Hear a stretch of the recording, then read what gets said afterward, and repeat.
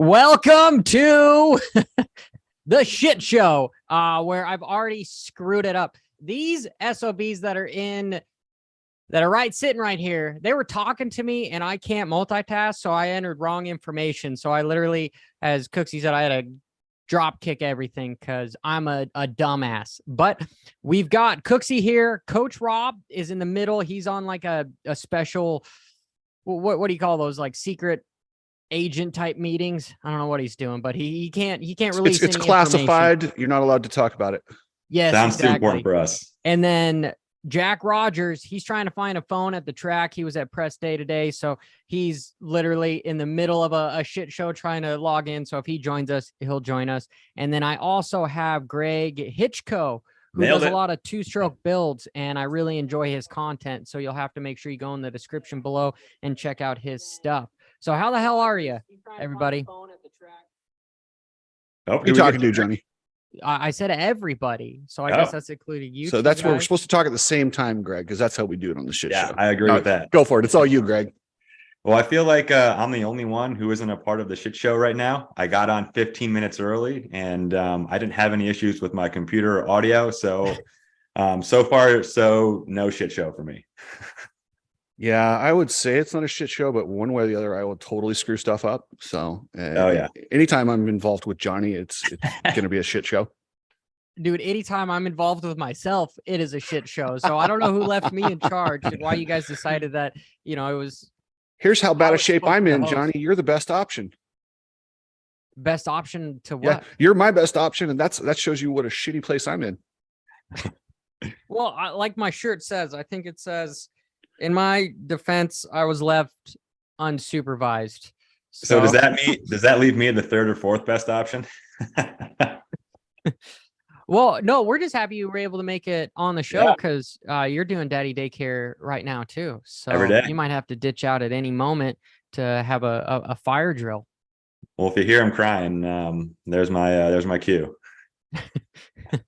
Well, Jack, I had a bunch of questions for Jack because he had a really good Indy Supercross where he qualified 14th and he almost made the main event by just almost making the LCQ. He got 5th, and so I really had a lot of questions for him, and especially with being in the same heat race as Reyes when he went down. But Cooksey, you've been killing it this week with. Gosh, you got in like almost an altercation with Roxanne over one of your videos. Can't wait to hear about this. And then you had another good one about the injuries. It's unfortunate that mainstream media, I guess I'm kind of dissing myself here, is I didn't get the content out there for how Reyes is doing, but I guess he had a lacerated liver and he's still in the ICU because he's got some bleeding, and he was riding while he had a broken ankle. I mean, just nuts. Do you have any other info on that, Cooksey? It was grade 5. And so I'm not a doctor. I just have Google. So I looked up grade 5 liver lacerations. The fatality rate on those is 67 to 80%. That's crazy. That's how close we came to losing a guy on Supercross last week. It's gnarly. And then the list of injuries, concussion, a broken shoulder. And yeah, it's just gnarly. I'm surprised. I don't know. He seems to be upset with the way it was handled, the way the industry kind of shuns them after they're hurt. What do you think about that, Greg? What hit him? Was it the handlebar or the tire, or what part of the motorcycle hit him, or is it just something that he fell into? Do you know? You can see it. It's hard to tell the video that was on Instagram, but he did like the triple into the turn and looked like he caught a peg on the takeoff, endoed, and I think the bike hit him. But I mean, he just went straight to his face. And I don't know if it was the impact of the ground or the bike hitting him that caused the problems. I mean, it was catastrophic. It was catastrophic on multiple levels. I feel like the medical crew gets like crucified no matter what they do or how they handle the situations. And I just can't imagine being someone in that crew, being live there at the track, trying to figure out what the hell to do if someone is that injured like that. I know that they were away at commercial for quite some time, getting him off the track. So, I mean, hopefully he's not one of the 67%, like you said. Well, and that's the thing is when you're talking about that kind of a rate, I mean, the odds are he's not going to make it. So I would give a hats off to the media cover, like the healthcare he got there on the spot. Yeah. Thank God they were there, and thank God they did an amazing job because they were they were on the wrong side of the numbers with that one. Yeah, that's nuts. Do you think that the broadcast is going to say anything about it in Detroit on Race Day Live at least, or maybe even in the night program? I think they'll touch on it and they'll just be like, oh yeah, we want to send our best. He's doing better, but they will not go into how scary and how gnarly that it was. They're just so afraid of people looking at the sport like it's bad. And that will never happen. And the thing is all of us who ride dirt bikes, we've all been to the track. If you've been going for multiple years, you've probably seen somebody die at the track. It sucks. But it happens. We don't run from it. Acknowledge it, pay tribute, and do our best to get rid of stupid, like tough blocks and dangerous track situations and minis with big bikes. We got to eliminate the stupid because you'll never make it safe. So, well, I'm sure they learned from this right here with the whole Brian Moreau that's still going on as far as being, they're him suing basically everybody with that. You couldn't help but learn from that scenario. And I personally, I think the Alpine Star Medical Unit, it's a lack of resources and time because the show must go on when it's live like that. So it's difficult because they've got time constraints. I mean, if you go midget car racing or anything, dude, they literally block out a big set of time. And if anything barely goes wrong, it's like a minimum hour pause. And I was blown away. I know this is kind of digress, but that's what I do, is watching some of the midget racing. It was, forgive me, I'm not the best on that. It was like the Chili Bowl. That's what it was. It was the Chili Bowl. There was a rider that ended up rolling out of his cage, and they don't show any highlights. They don't do anything. They just pretend that an accident never happened, which I think that's the worst thing you can do, in my opinion. Exactly. And Greg, you had some thoughts there before Johnny rudely cut you off. Yeah, so I had some friends over watching the broadcast, so I couldn't quite hear the audio. I don't even remember them saying anything about the rider that went down or who it actually was. Did you guys catch that? Maybe they did say something, but I mean, I was sitting there wondering the whole time who it was that went down. Maybe I missed it. They did say Reyes, and they said that as he was going off, he gave thumbs up. That was the extent of the update, and they probably didn't have a lot of information. And I will. Yeah. I mean, what are they supposed to do? It's a weird situation. Like NFL football, when they had to do CPR on a guy when he almost dies, they canceled the NFL football game. Yeah. What do you think? What if the word comes back in a half an hour that somebody passes away? Do they cancel the Supercross, Johnny? They should. That's what they did at the last round of the Australian Supercross, and not the Australian Supercross, but motocross. I mean, it's a big deal when that happens, and it's unfortunate. And I mean, I hate to be pessimistic about it, but it's not a matter of if it's going to happen. It's kind of a matter of like when, because the sport is just getting more and more dangerous. And that's why I was hoping to have Jack on here, because he was in the middle of that. Like how does a rider try to compile themselves in their thoughts to get ready to go back to being a gladiator at the drop of once the red flag is gone? I mean, that's hard. You try to get that out of your mind, but you also, at the same time, I know it's ruined some of my races, but what do you guys feel on that? Do you think it's difficult for him to keep moving? I mean, when I was watching the NFL game when that incident happened, like I'm sitting home on the couch almost in tears myself. So I don't know how these elite athletes are supposed to go back out there and perform at their highest level when, these guys are most times their best buds they're lining up next to. It's just,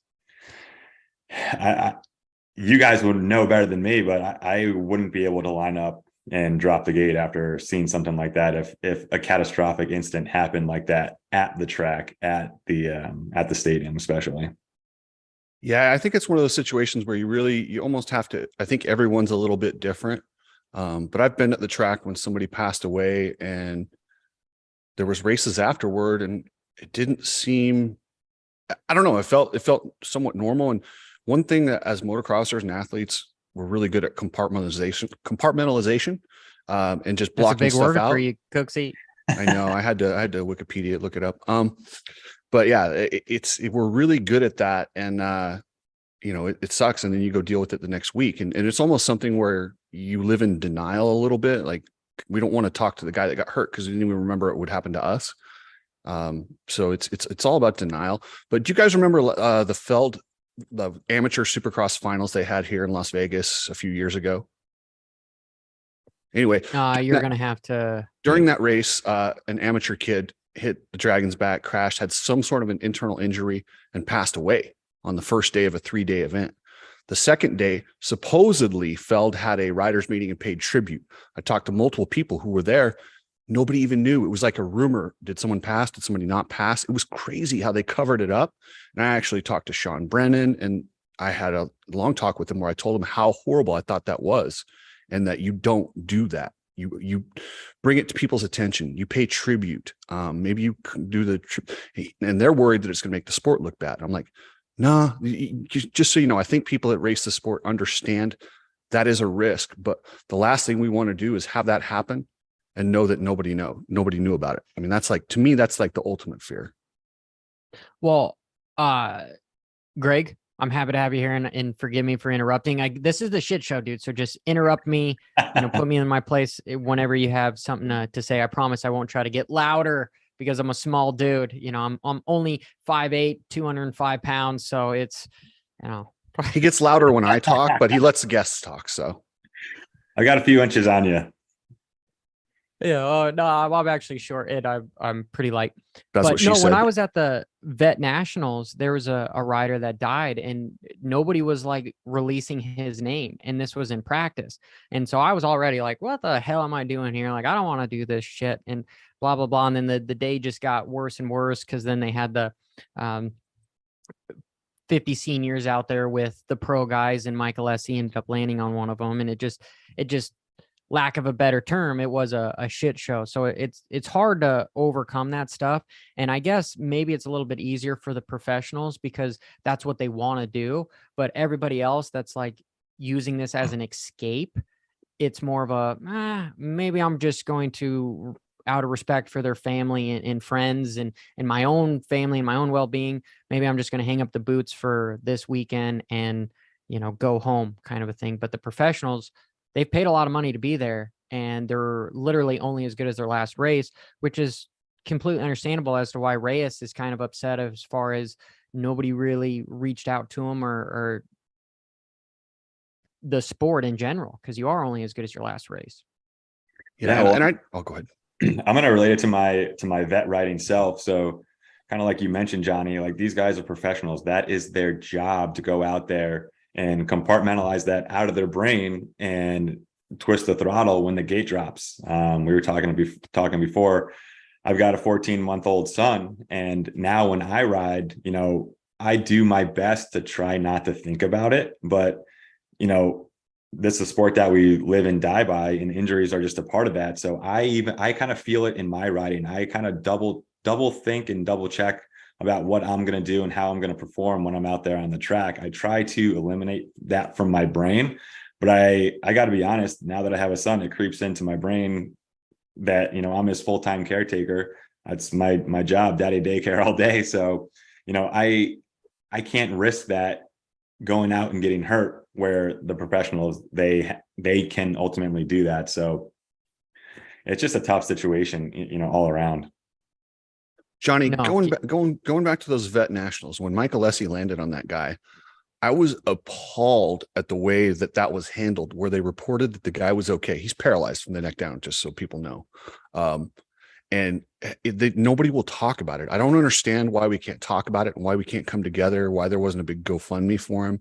That bothered me a lot. And I think that's the solution to it, is acknowledge the stuff, learn from it, and try to make sure it never happens again. But when you just hide it, it's going to happen again.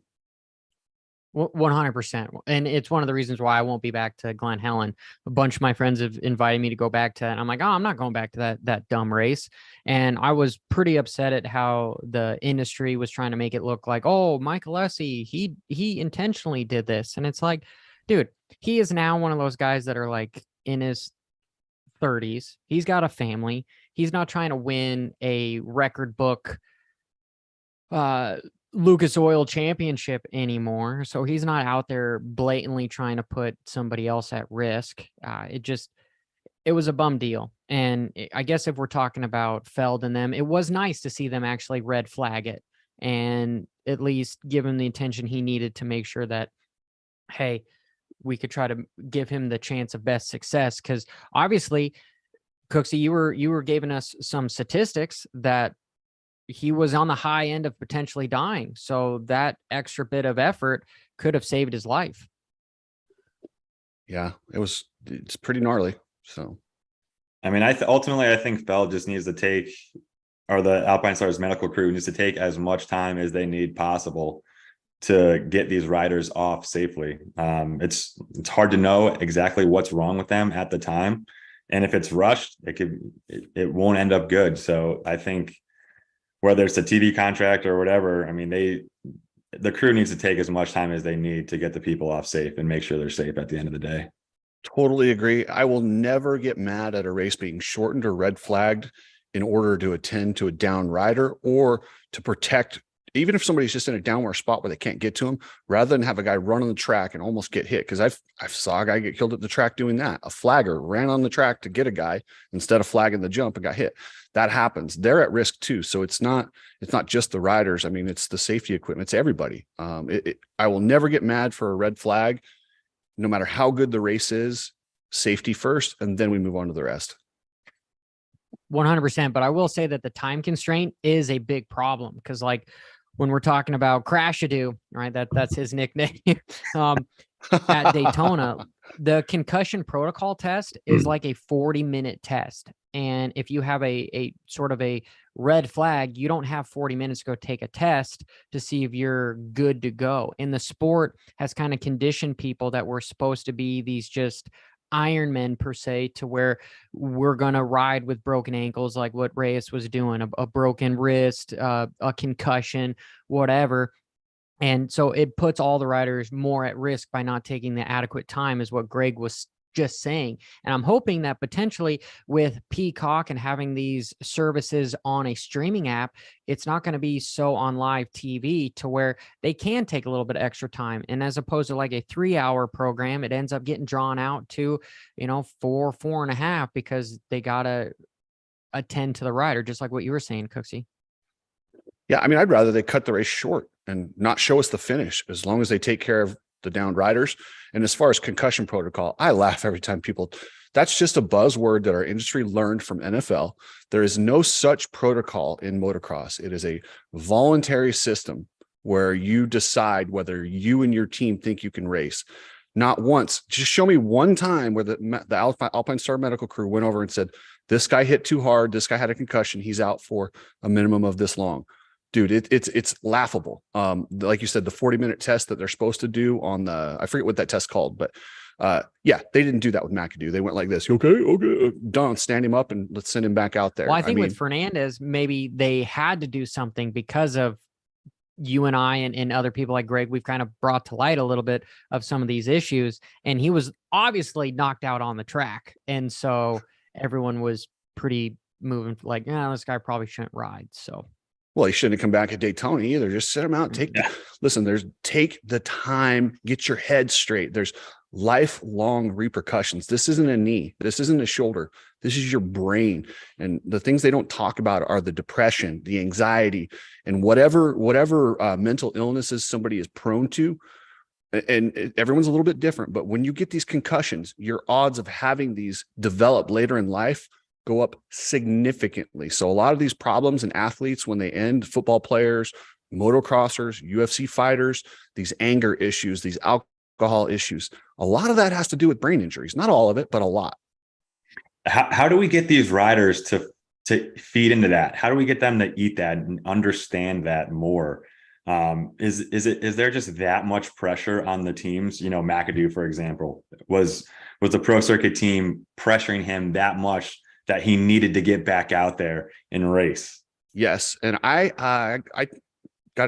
chatted with Nick Way for quite a while about this. And what Nick was saying is like, listen, I said, because I was pretty rough on him. I called him cowards. I called him, Mitch, and everybody cowards for not sitting him down.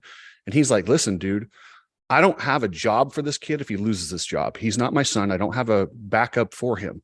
And if he doesn't get out there and race, he gets fired. So is it my job to sit him down? I'm like, well, I mean, you got a point, but someone needs to step up. and protect these guys from themselves. Yes, it's actually completely cutthroat how they force them to get out there.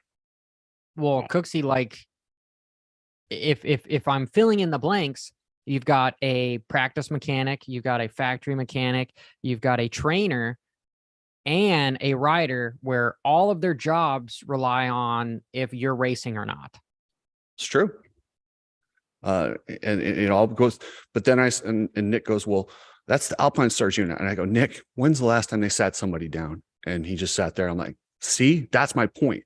We need someone, wherever that is. And it's not an easy topic. Like, because you do want to be a tough guy. You want to get out there. The last thing you want to do is cost a guy a career opportunity, because you sit a guy down, misses a championship, that might change his lifetime earnings. I mean, it can really change somebody. So you have to be careful on both sides. And I get both sides, but when it comes to the brain, I say sit out. When it comes to a knee and a broken leg, ride through it if you want. Well, look at AC, like Callie Weasel in the chat is going, that's what screwed him up last year. And he didn't take the proper time to get the necessary attention as far as helping with his injury, that it prolonged the injury. Yeah. But I mean, even if it was just for the rest of the race, I mean, championship implications, yes, it could risk his job in the future, but you know, it's not going to risk the mechanic's job, the trainer's job, just to sit out the night. Greg, yeah. Zippy asks, if he wasn't a championship contender, McAdoo, do you think Kawasaki would have sit him out? But since he was the one dude that was meant to hold the torch for Kawasaki, they were like, we can't have you sit out. I think so. Yeah. I mean, I would think so. I mean, if the Pro Circuit Kawasaki teams just had a rough string of injuries for all the riders the past, I don't know how many years, it's tough to see on my end because I'm a Pro Circuit Kawasaki fan. But if he's their top guy, it's even more pressure on Cameron himself that he puts on himself to get back out there. So I do believe if the rider, you know, if it was a Chris Bloss, you think they'd be sending Chris Bloss back out there if he had a massive crash like that? I don't think so. See, and you had talked about earlier, Greg, about the riders. I don't think the riders need to be aware. I think the riders almost you almost have to have this warrior mentality. Like I'll go until I die, just like a UFC fighter. But that's why you have corner people, referees. We need some of those to protect these warriors from themselves, because that's dude, look at what they do on a nightly basis, hitting those rhythm sections in traffic with guys going both. I mean, it's so gnarly. If you really thought about the risks, I doubt anyone would do it. So you almost have to let them have that blind confidence, and we got to find someone around them to protect them from themselves. Well, Cooksey, don't they have like sorry, Greg, does like football and other sports have like an injury fund? And because it's like in a union, in case they have a health rider coverage, does have yes. to sit out. They have health coverage, and their contracts are typically guaranteed with the teams. So when they're hurt, they do get paid. Where a lot of the motocross contracts, if you're hurt, yeah.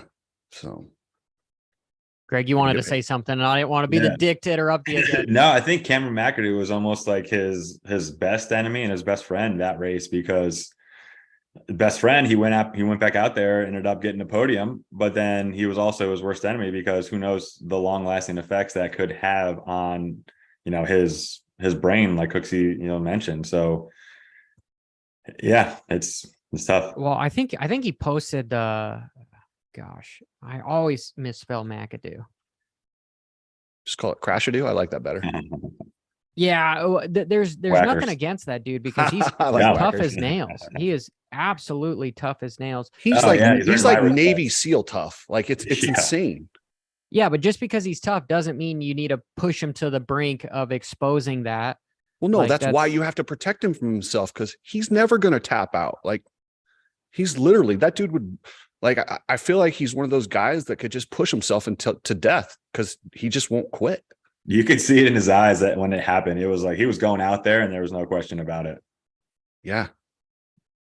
But yeah, no, that all right. So we've been talking, it's been kind of depressing about all these injuries. I kind of want to put you on the spot, Cooksey, as far as one of your videos earlier this week that was kind of talking about potentially some of the stuff behind the scenes as far as factory guys taking different frames. And, it was almost as if potentially something was said that it shouldn't really have been said, and it might have been interpreted one way, but it makes you scratch your head as to, there's probably a lot of stuff that you've got like right and wrong, but then you've got most teams that are playing right kind of in the middle, trying to play like, oh, okay, I'm digressing again. If anybody has seen the Driven to Survive series on Netflix, I love that series, but they even talk about overspending because F1, I guess this year was the first year that they had a budget. And ironically, Red Bull was overspending by like $400,000 on catering is what they put it in. And I'm like, anybody that's doing their taxes, they could easily say like, oh, catering, this is where this money is going, but it's actually going into this nice turbo aero thing for the car. So, okay, back before you digressed, let's go back to the original question. So I did a video where Hitchko is Roczen's dad. Yes, I used his interview, and hey, shocker guys, it's YouTube. I clickbaited a little bit. That's what you have to do. That's the name of the game on YouTube. Roczen hit me up and said he called it clickbait bullshit. And I said, well, sorry, bro, that's YouTube. That's how you have to get views. Watch the video. It's not as bad as the clickbait. But what his dad said is Chase got access to the same frame or frame ergonomics as Tim Geiser, and that Ken didn't. Now there is some of it was lost in translation. The interview was in German. I had some German people reach out to me and said, when you say frame, you mean chassis. But I tend to think it was actually interpreted correctly, because when Roczen hit me up, he said, no, you're allowed to add to the frame and nobody cheated. And I said, that's fine, but don't act like this rule hasn't been skirted. I mean, Ezra Lusk used like 6 different frames back on that 98, 97 Honda. Like to say teams haven't cheated is just ignorant. They do. And was it legal? Probably. Who cares though? I mean, honestly, we're talking just getting a setup. Do you guys care if a guy changes a frame? And what's the difference between taking a little off versus adding? Either way, you're changing the frame. And the AMA is not going to enforce it on Honda. We all know that. Well, tech inspection, you just basically push that bike through there, and I could probably get away with putting a 450 Husky with just 250 stickers on and going through tech, and they'd be like, okay, cool. Dude, as long as I don't get inside the top 5 or something, they're gonna. Paul Parabenius used to do. I think it was him. I think it was Paul that was telling me this. If it wasn't, I apologize, Paul. But when he was working for Pro Circuit, they used to have like a running bet to see what they could get away with through tech, like taking different stuff off and just putting rags and radiators just to see if people would notice. And they got away with some crazy stuff. So tech is really loose, to say the least. Yeah, sometimes sound in tech is just stupid, because your Pro Circuit pipe won't pass tech. So then you go get the stock one, but then you bolt the Pro Circuit one back on for racing. Or I've been to tech inspection where you go to sound and they don't even have the little sound tool whatsoever, and they just check you off and you go back on like, okay, cool, I passed out. I had a high school lacrosse coach that said, if you're not cheating, you're not trying hard enough. So that kind of puts it in perspective there. I mean, it's done, and how they can track it, I just don't know how they can do that and how they can prove it. Well, and they can't. And I'm not even saying anyone actually cheated. I'm saying it was a nice clickbait to get to hear his interview and my interpretation of his dad's interview. His dad was very telling about why they didn't do things to the bike that Ken wanted. His dad essentially blamed the bike for his injury, and it's interesting. So, yeah. Oh, and like Dylan says here, and then like Kiefer admits to riding a big bore. Daniel Blair rode a big bore. Everybody rode big bores. If you're not getting in the top 3, why wouldn't you run a big bore? No, exactly. Johnny, you probably ran a big bore. Pretty much all the arena cross guys ran big bores. I mean, that's how you got more bottom end torque. And especially if you're on a privateer bike, you tried to do stuff. And it's the whole Lance Armstrong thing. If you're being caught cheating, well then, God, we don't even have to go back into this, because what happened at Loretta, that was a big giant fiasco. Like, things are being shared. You had to bring up Deegan, right? You had to Say go again, to Cooksey? Deegan. We couldn't get through one show without you bringing up the Deegan. Oh, I didn't even bring. I mean, dude, it has That's nothing what you were to do with hinting at, though. Deegan. It has everything to do with Star Yamaha and just the factory teams, right? Just like Of what you're course. saying is like it's almost like an underlying rule of what can I get away with, kind of a thing. And the sport is so small that they don't have the resources to check, and that's why I really think we should go back to not the homologated stuff, but just go back to where you had just an open just factory class where they could do whatever they want, like almost an MXGP. They can do whatever they want to those bikes. It just like with F1 with small little rules here. But when you're going to race against stock machines, against these privateers, at that point, it becomes cheating. All factory bikes are cheating when it comes to half the field that has their pro card, just because their bikes are so much better. I don't blame you on that. I feel like it should either move to something like that. I don't know if anybody else had watched James Stewart's interview with Travis Pastrana lately, but the new Nitro like rally car series that he's running, they all moved to electric cars. So they're literally all running the same car. And it just comes down to now the skill of the driver. Travis was like, I've won 2 events, but I failed to qualify for 2 events. So trying to put everybody on an even playing field, I feel like there's more gray area there in motocross, especially. I feel like with car racing like that, it's easier, but kind of go the complete opposite. Like you were saying, Johnny, just have like what MXGP does, and you're able to just do almost whatever you want to the motorcycles. 1000%. I mean, what's cool is there's just so much going on. And I said this a little bit with, you got World Supercross, you got Arena Cross that's revamping and trying a bunch of different things. You've got MXGP trying different things with giving points out for qualifying. We've got the Super Motocross deal where they've got these big events at the end. Like some of the stuff is going to just tank, but then other stuff is going to be a really good idea, and it's going to revolutionize the sport. And it's good. Whereas before we just had 2 big players and they didn't want to change anything because there's that old saying, if it's not broke, don't fix it. Yeah.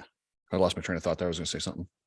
I Here, forgot. we could go into an awkward silence while you try to remember what you were going to say. Ready, No, go. move forward.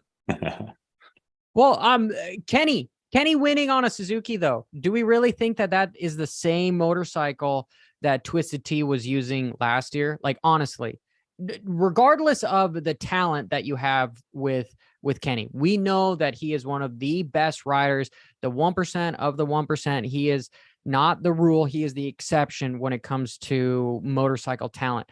What I'm saying, because I'm digressing, repeating the question, Greg, do you think that Suzuki was the same Suzuki that was raced last year by Twisted Tea?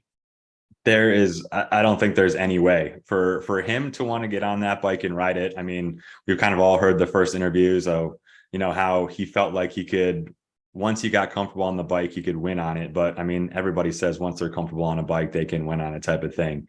I feel like they had to have thrown everything in the kitchen sink at that motorcycle to get him to a point where he can actually win. Now, we all know we don't doubt Ken Roczen and his ability to go out there and win races. He just won the Super Motocross race at the end of the season there that they had. But from him switching from that Honda, which was a modern motorcycle, to that Suzuki, which hasn't been updated in how many years, there had to have been stuff done to that motorcycle that they don't want to talk about to get him to a point of winning. Like, say, frame changes? So I was thinking about this before I hopped on the show, and the last time Suzuki won was 2016 when he was on that bike, and it's almost unchanged pretty much. But it's been done before, Eli going from Kawasaki to Yamaha, winning the championship next year. Carmichael going from Honda to Suzuki, winning the championship the next year on the new brand. What is a greater feat? Someone like those 2 guys switching brands and then winning a championship the next year on a different brand, or someone like Roczen coming in and winning on a bike that hasn't been modified, that's really not, a Kickstarter aside, that's not comparable to the other motorcycles in the class? Hopper? Agreed. No, I was writing a little poll, and the same thing is like with the beginning of the steal is I can't multitask because shit goes wrong when I multitask. Greg, what can I ask you to kindly repeat that? Because Not a problem.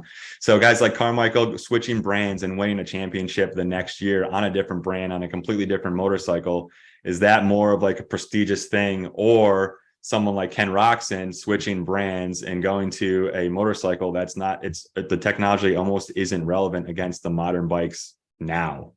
What do you think is, I guess, more prestigious?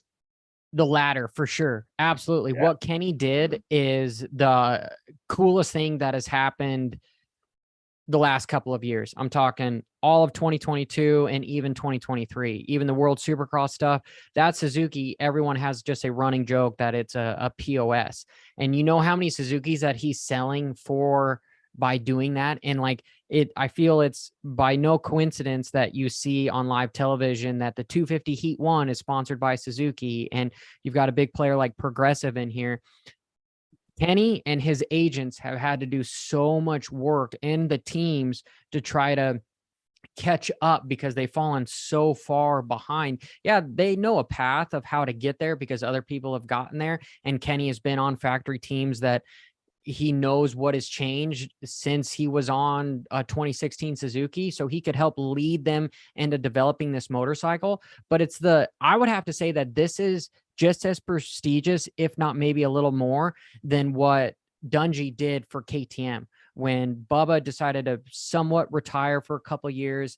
And then you had Ryan move over to KTM and then completely taking that bike because everyone thought it was just a death sentence. Because the last person that was a good rider that moved to KTM, if I'm kind of dating myself here, was Jeremy McGrath. You know, that was his end of his career, was going to that Bud Light KTM. It looked sweet, but it was a death sentence. And then Dungey was able to turn in and make KTM a superpower over here in the States, regardless if it was already in Europe. So by that, I will have to say that this is more prestigious 1,000%. I think you're crazy, Johnny. You're crazy. You're telling me one race is better than a championship. If you're Ken Roxon and you look back in history, are you more proud of this one win than if you got on the Firepower Honda and won the championship this year? You kind of took what I said and you kind of used it against me. And yeah, I know. That's what I do. But I mean, Firepower Honda, you know, honestly, I feel like there is more work that has gone in with making the Suzuki competitive than what the work would have been, than the work that would have had to happen with other people behind the scenes for him to be successful on the Firepower Honda. Just plain and simple. I think that team now is going to be a force to be reckoned with at World Supercross and is going to have so much more of an influx of money to where they can be competitive even next year and have the budget to get another type of a Ken Roxon to really make a go out of winning a championship. And let's be real. That track last week wasn't exactly your normal. It was almost in the category as a mud race. Do we say Rick Ryan's? No, not even close. Are you serious? Those 7-foot ruts weren't in the same category as like a mud race. Do you think that was a normal track, Johnny, where normal guys? No, I thought it was a cookie cutter track, but the conditions made it really technical. But you're not going to see much like a mud race, how they get show one up rut and be able to podium like you would on like potentially a mud race. No, but you see weird things almost like a mud race. Okay, so do you I'm think just he's saying, going to land back on the podium? If he wins this weekend, I'll be singing a different tune. But I don't think he's going to win this weekend. Greg, do you think he's going to win this weekend? I don't think he's going to win for the rest of the series, actually. So you're agreeing with me on the conditions then, Greg? I do agree with you on the conditions, yeah. Haha, Johnny. You know what? Screw you both. Screw you. I can beat both of you. Guys in the chat, what do you think? Do you think that the race was more on the lines of a mud race or just a typical supercross race? Well, and I'm not saying it was a mud race. It was a dry race, but I'm saying conditions are different like a mud race. It created some elements that weren't normally there, so your normal guys weren't up front. Well, and it was weird that sorry, you know, Greg, I got a bunch of messages from some of the team members, some of the mechanics saying that a lot of the riders were sick from going from Daytona to then going to Indy with travel and everything. And that's why some of them didn't perform as well as they should have. And I mean, Kenny, even on the podium, was saying that he was like under the weather. And it's weird because I've called Kenny a icy hot, like nicknamed him icy hot, because he's either really fast or he's just not even on par, or he just fades instantly. So I think the bike is capable of getting on the podium again. Okay, backtracking a little bit. Do you think he's going to get on the podium? I do think he's going to get on the podium. I was just going to say that. I think we'll see him on the podium again. But I mean, the hope in me wants to see him win another race, but I think the reality in me doesn't expect him to win another race. I do think we'll see him on the box again, but for him to pull off another win, I just don't think he's gonna to get to that top step. I think it was a perfect mix of a formula and equation to get him to the top step of the podium. And my heart was in my throat. Believe me, I was the number one fan for Kenny, wanting him to win that race for him and Suzuki, just because we all know how hard and how much work you put into it. But I just don't see him getting to that top step again. Yeah, I mean, obviously it's Ken Roczen. He could do magical things on a bike on any given night. You give him a start, you give a bad one, but I don't see him getting on the podium. I mean, who do you remove off the podium? You got Tomac, Webb, Sexton, Anderson. You think he can beat all those guys straight up? I don't know. But then again, Sexton, truthfully, he got lucky that weekend too. Cooksey, I know I'm interrupting you, but that was Chase's race to win. Yeah, that was. So, and he needs to get lucky again. Yeah. Do you agree? If he's going to get on the podium, Greg, he needs to get lucky again with some other people. He is a good enough rider to where he can. I put him in the Chad Reed and Wyndham genre, where the dude can go out there. His days of him riding over the edge are gone. So he's going to stay in 80-90% and make sure that he can just tick away the races or the laps. And he needs to get a little lucky to get back on the podium.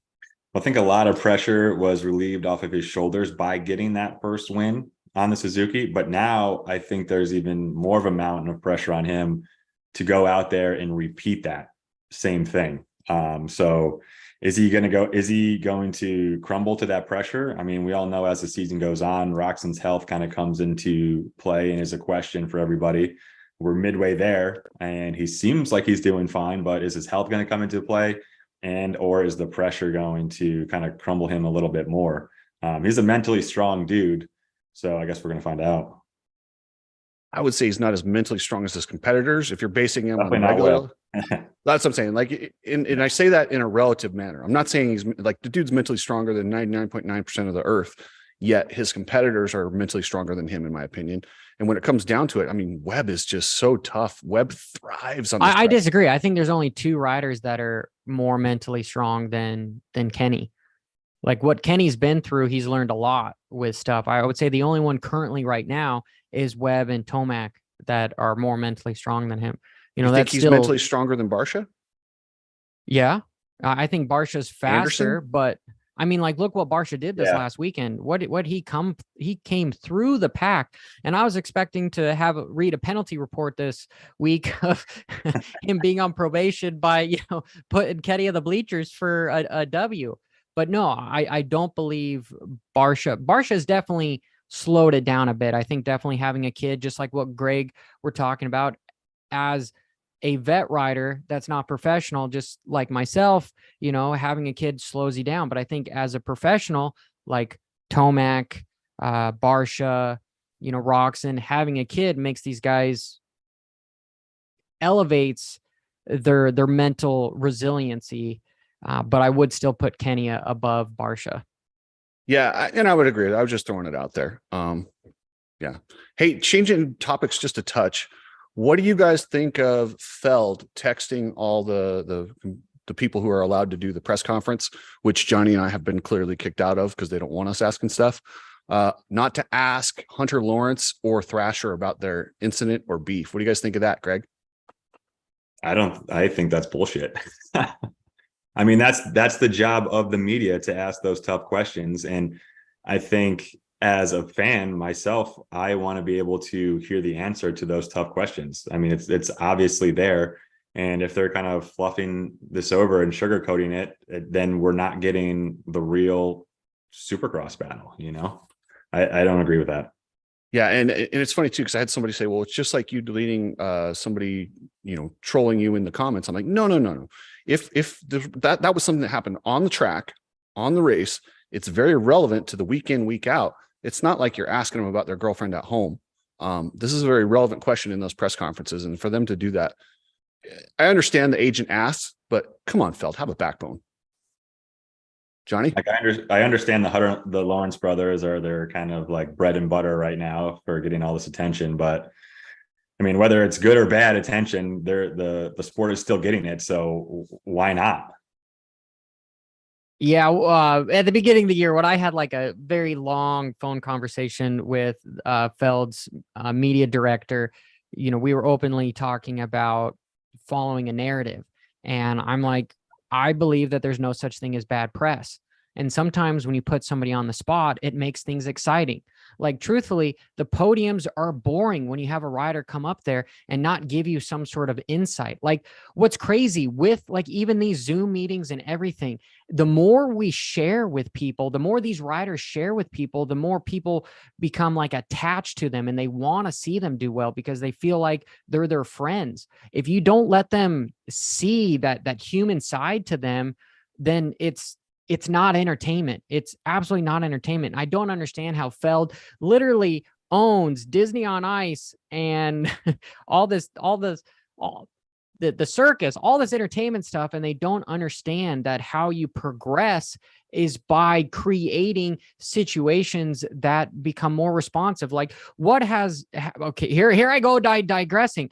TikTok, Instagram Reels, blah, blah, blah. We are conditioning ourselves to quick one-liners to get our attention span. If you're just sitting up there and like, yeah, I'd like to think Honda couldn't have done it without them. I mean, it's boring. It's boring. I want to see somebody almost punch the guy in the face because that's what he's telling his mechanic coming off the track. Like, dude, I want to just go clean this guy out because this is not cool. And he can't get away with this. We need to see some more of that drama. And it's the direction that if they're not willing to take it, somebody else is going to take it that way. There has been multiple times that I've been reached out by other series where they have been somewhat strong arm. Like, this isn't just inside a media press conference. This is trying to control the narrative to other sports too. These guys are literally at the top. Like, you never get in the Art of War. I got a book back here, one of my favorite, Art of War, Sun Tzu. Got to go read it. It's really easy to read. And sorry guys, I'm small. Two more seconds. Keep going. It's your go, Johnny. You're in a good one. If you are on, you never get in a fight if you don't have the high ground because you're just not going to win. And right now, Feld is on a slippery slope down. And so they are doing whatever they can to try to prevent these other guys taking the high ground from them.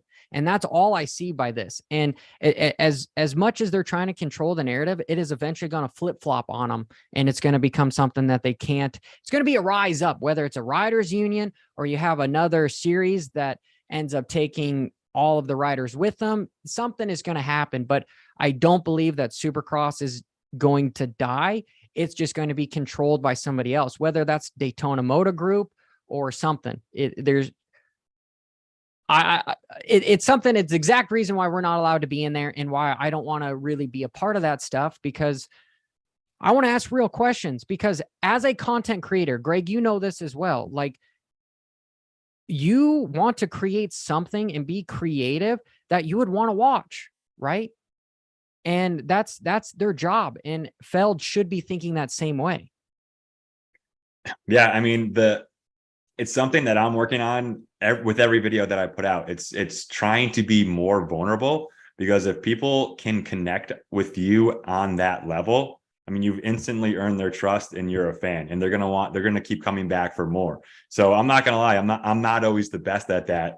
But going back to these guys on the podium, yeah, it's boring as shit.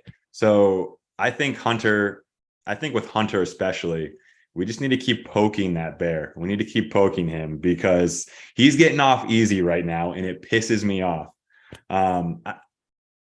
I'm not a fan. And it's because of that. Like he thinks that he's kind of like skating over everybody. He's getting out easy. And I think if the media can come in and ask him more difficult questions, we're going to start seeing more of that emotion. And because we don't get that from him, and he's just more of kind of like a brick wall, I'm not a fan, and I just can't get in. I don't feel connected to him in that way.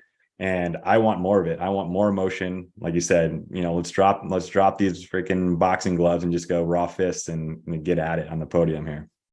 Well, and that's what people liked the Lawrence brothers for when they first started, was the authenticity. Yeah. Now we're getting to a point where now they're playing a role and they're losing that authenticity. And that's where it's like, okay, well, we just saw you clean him out. That was dirty. But it was racing, and Hunter's got to get up there and say, he's hit me a couple times, so I cleaned him out. It is what it is. I mean, you have to be careful so the AMA doesn't come over and fine you or put you on probation, but nobody's putting him on probation. I mean, the sanctioning body's in bed with the promoters, and they're not going to do anything with a cash cow. They're going to put a guy on probation that's not the top earner. So, well, let me ask you this, Cooksey. I guess I'll start with you, because I've gotten a couple like death threats by saying anything derogatory about Hunter, saying that like, hey, he's being overly aggressive in situations, and potentially maybe this is why people were told not to ask him questions, is because there's a good market share of Australian viewers that whole country is behind Hunter and Jet, and rightfully so. They're really good riders. But as far as viewership goes, if you've got 10-20% of all your viewers that are behind this guy, you don't want to piss them off, because you don't want to see them go the other direction. And I think do you agree with that? Or do you think— No, what you're describing is the fear and what everyone threatens, and what Howard Stern a long, long time ago proved isn't true. So they threaten you, they say that, you say, whatever, this is the story, this happened, and you go against them, and then they're mad. And instead of revolting, it doubles, Johnny, it doubles. That's what makes the story. No such thing as bad press. Exactly. Such thing as bad press. Yeah, but it makes it bigger. I do think Jet is better at it than Hunter, being still, more vulnerable and honest. I think Hunter plays the game a little bit more, but again, I think we just need to keep poking that Hunter bear, and just to get him agitated a little bit more. And I think it's going to come out. And when that happens, I mean, he's going to earn more of my respect. Well, how great was it that Jet called Nate Thrasher an idiot on TV? I was dying. And people say, oh, he didn't call him an idiot. No, Todd came in there, Todd Harris, and said, oh, you can say that about your brother, but listen, it wasn't about his brother. He tried to cover him, if you listen to it, but no, he called Thrasher an idiot. Yeah. That whole thing I talked a little bit about on my channel, and that was kind of what kickstarted some of the derogatory private messages on stuff. It was, you remember when Jet cross-rutted and took out Faulkner and ruined, ironically, a Triple Crown race too, and Thrasher got all bent out of shape, and I believe Jet retracted himself by saying, oh, okay, I kind of take it back. But you could tell there was some animosity towards that rider, that him and his brother allegedly talk about, hey, we don't like Star Yamaha. And there's been a couple interviews on Vital and stuff like that where even, Club MX and Star Yamaha guys have gotten in a little trouble by saying, hey, these HRC Honda boys, they do a good fair share of pushing, and they get away with it. Yeah, well, and they're the Lawrence brothers. They're the guys selling donuts and doing all these things, and they don't play the heel very well. But they're Australians who they do not take any shit from anyone. You bump them, they're not going to just take the high road like Roxon. They're coming in to take your head. Which is fine with me. I just want Hunter to show it a little bit more. That's it. Authenticity, Greg. Yep. Show me a little of that fire that you just showed me on the track. Don't come in here and pretend like it didn't happen. We all saw it happen. Because it's in there, and we all know it's in there, and we want it to come out. Yeah. But then again, when I watch the Australians, maybe it's a culture thing, because even the UFC guys, they'll like flatten a dude dead and then like pick him up and, hey, let's have a beer, mate. So, Well, that whole country is like only 20 million people. You know, here in the United States, for comparison, we're like 340 million people. So Yeah. we're about 15 times bigger, even though Australia is a huge country. So I can 'cause see why it's that they're behind them so much. so dangerous down there with the crazy birds that attack you, poisonous snakes, kangaroos that kick you. It's a dangerous. You got to be tough to Spiders live in bigger than Australia, man. cows. I mean, I don't know what's going on down there. Yeah. No, but you guys make a good point. Like, we've had a bunch of privateers on this show that talk about like, hey, they're not allowed to sell their merch or anything at the races. But ironically, Hunter and them are allowed to sell donuts at the races. When you're the cash And cow, you cows. get to do what you want. Yeah. Yeah. And we wonder why these guys get such big heads. And again, moving on to retirement, that's what's hard for these guys. You were talking about mental health, is when you live a life that is at this elite level where everybody is giving you goggles and rags and just making sure you're a prima donna. Then once it's all gone, I mean, how do you transition to real life? That's if you're lucky enough to have been able to make a living, where the majority of guys have to then go get a real day job. Like if we look at Blows is a top rider that you would love to see him race as long as he can, as long as his body will let him. And I was so stoked to see him get a fill-in ride for Kawasaki. And I believe his contract is something like $5,000. Don't, take my word for it, but he is there just to finish the race because he's just going to kind of tack up some of the money. He's not there. If the opportunity arises, he's going to try to fight for it, but he's not going to crash. I mean, last year, one of the Triple Crowns, he almost, got on the podium again. And it hurt me to see that his last race that he was supposedly retiring to, he ended up crashing when he was getting ready to finish the best he's ever had. And shit, man, Well, I like to talk. And Johnny, I got to disagree with you. Chris Blows is not out there to just collect a paycheck. He has this drive to get that podium. And when he saw that bike was available, like that's unfinished business for him. He really wants that podium. So if he's in fourth, watch, he'll go bananas. I thought he was going to do it last week. I think he got arm pump or something, but that's exactly what I meant by if the opportunity arises. But I don't think he's going in the mindset to where like this is his last chance. Like I have to do well so that I can have a ride for next year. Like McAdoo, the only reason why he was back out there is because he's trying to get a ride for the following years, where I think Blows knows that, hey, this is kind of the I was already retired. I'm just going to be out here. And if it opportunity arises, I'm going to take it. He's got less pressure. He's playing with house money, so to speak. But I think he wants it. I think he wants it as bad as anyone, Johnny. And I don't think you're not going to get cheated on effort from Chris Blows. He's probably got some unfinished business from the Super Motocross Championship. Big time. Yes. Dude, the chat's saying that the Lawrence brothers literally are selling t-shirts for $100. What? Correct me if I'm wrong on that. I want to know if that's right, because that means they're definitely getting $100. Yikes. Well, wow. That means they're splitting it with Feld. There's a lot of people. Well, if they're charging $100, that means a lot of people are taking a piece of it. You're right, which is probably Feld, why they're able to do that stuff. How much are their donuts? I don't know. The chat's saying $30. $30 for a donut? For 4 donuts. Oh, it's at least for 4, so you're talking like $7 a donut. Dude, Lucas Myrtle is the best agent in the business. You got to give it down. to him. The fact that Lucas has literally got Feld to stop asking this guy questions in a press conference. You're the man. Yeah. Like, dude, again, sorry for my interruption. Like, it's unfair all around. You've got these elite guys that are on factories. Not only do they have better equipment, they've got top tier trainers, and then they've got top tier business people as far as agents. How is a privateer ever supposed to compete with this unless they are just something went bad in amateur racing and they are just Ricky Carmichael and James Stewart combined, just this abnormal phenom? There is no way for a privateer to be able to take any sort of market share away from these factory boys. And that's where I keep always saying it, let there be a works race, and then let's let the privateer guys fight for some of those spots. On if you have 20 factory guys, and if one guy is not performing, well, then he gets demoted to the privateer class, and the privateers get to kind of step up, but they've got an entry level to where they can show what they're made of and get kind of on one of those elite teams. Well, in World Supercross is kind of doing that. They don't have the feeder series yet, but that's what their thing is. 20 factory guys, just let's race them all night.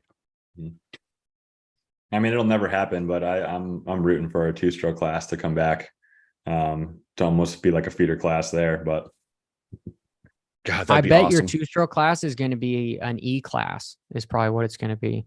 that would be interesting. At least it's something to shake it up.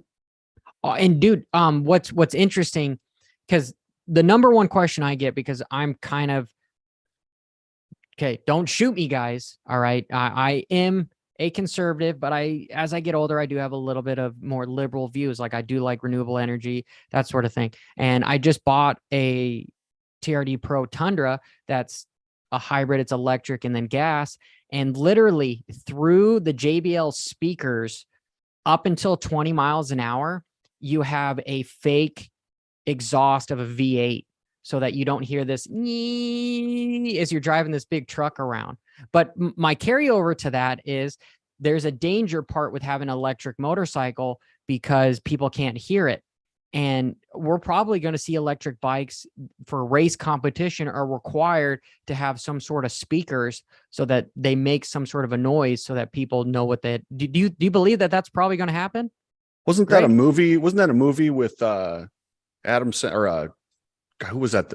Vince Vaughn and the other guy where they had the Chevy and they had to make the noise for it. The Dilemma. So sorry, sidetracked. Greg. Wow, Cooksey digresses. I'm proud of you.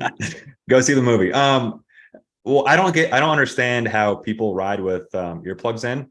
I mean, I'm sure you can probably still hear, but I've just never been the guy that can ride with earplugs because I mean, it's one of your sensory, functions to be able to figure out where, other people might be on the track. And I would need the speakers on the motorcycles if I was riding one of those.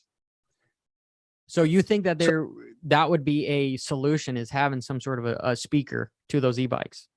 Yeah, for me, because I need to hear something, especially other people around me too. What about a horn? Meep, meep, meep. If they make that a rule to beep your horn every time you're going to pass someone, then I feel like that would work too. So you can give it, like if you're coming up on triple, you want to let them know you're there, just give a little honk. Yeah. They'll smack in the butt. That's what flat trackers do. They just touch you.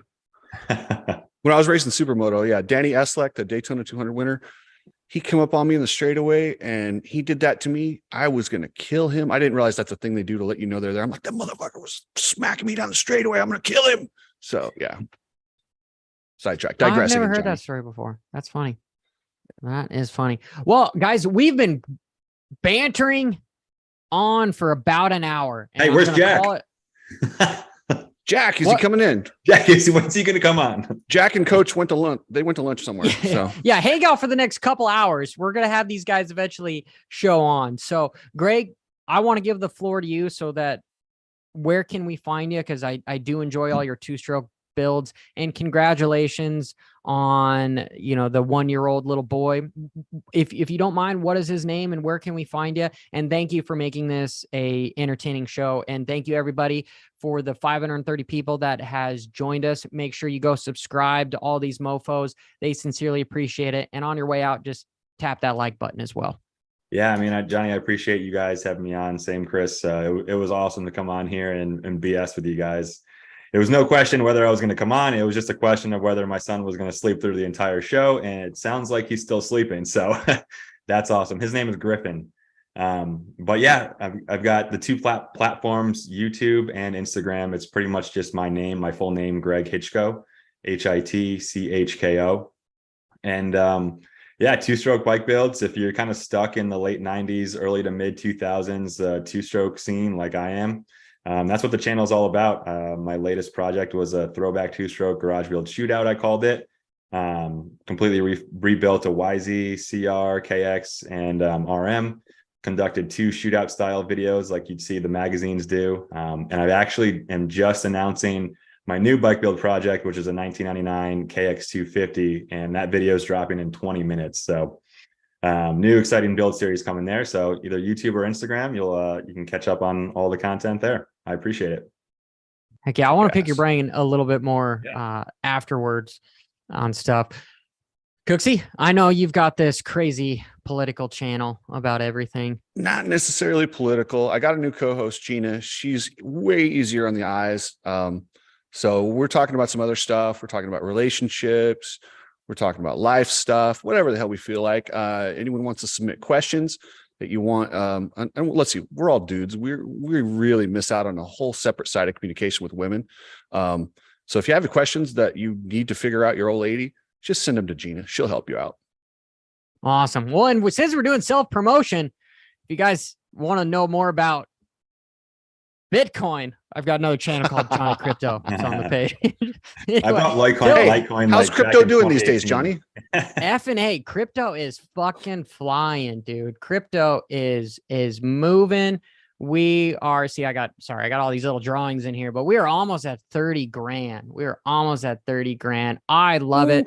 The banks are going under because interest rates are high, bond prices are low, people are taking money out of savings, and so banks are freaking out what they're doing, and Bitcoin is just over there being the little brother going, F you, dude, F you. Anyway, I digress. Do you guys want to brop with me? Hold on, let me just give Sh1t. I appreciate Cooksey's replacing Fox News. Woo! I love it. You know, that is a lot better of a comment than, because I kind of got started that you were like a big liberal for a little while there. That everybody. Oh yeah, liberal, whatever. You're a union guy, so deal with it. Dude, you know, riders union. I think that there needs to be some sort of a club there, but generally, I don't like the ideologies behind unions because it creates people not really working much for stuff. Anyway, we can continue going on. You guys ready to keep it WFO? Till next time. Thanks for watching, everybody.